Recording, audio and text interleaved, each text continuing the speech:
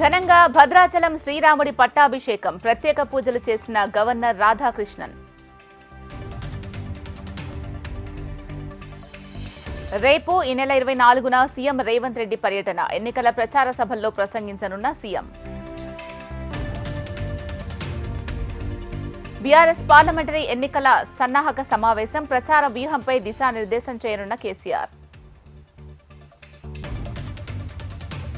Telangana BJP నేతల nomination. Etela, DK అరుణ, Raghunandan Rao nomination. తెలంగాణలో సాయంత్రం 5 గంటల వరకే పోలింగ్ సమయం పెంచాలని ఎన్నికల కమిషన్కు వినతులు.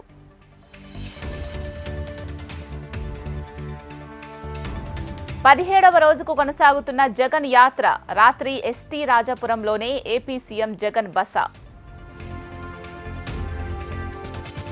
మరి కాసేపట్లో హైదరాబాద్ రానున్న రక్షణ మంత్రి రాజ్నాథ్ సింగ్. రేపు కిషన్ రెడ్డి నామినేషన్లో పాల్గొనున్న కేంద్ర రక్షణ శాఖ మంత్రి. సీఎం జగన్ పై దాడి కేసులో నిందితుడి అరెస్ట్. నిందితుడు సతీష్ ను అరెస్ట్ చేసిన పోలీసులు.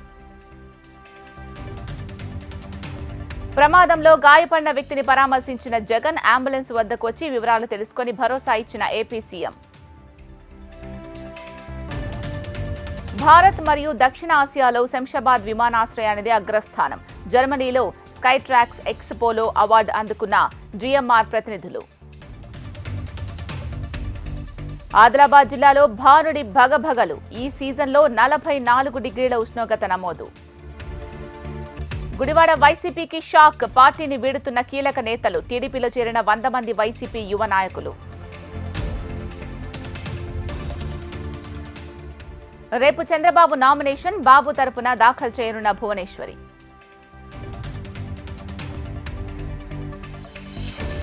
ఓటుకు నోటు కేసు విచారణ వాయిదా. విచారణ జూలై 24కు వాయిదా వేసిన సుప్రీంకోర్టు.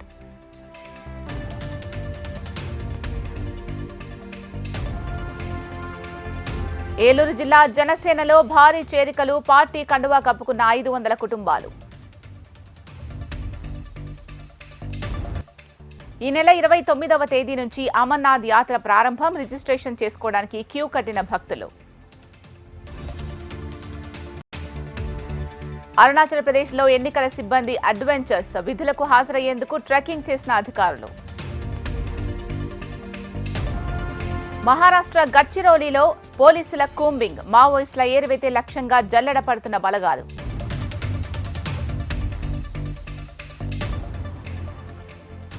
ఢిల్లీ లిక్కర్ కేసులో ఆప్ నేతకు జ్యుడిషియల్ కస్టడీ పొడిగింపు. ఈ నెల 26 వరకు సిసోడియాకు కస్టడీ పొడిగించిన కోర్టు.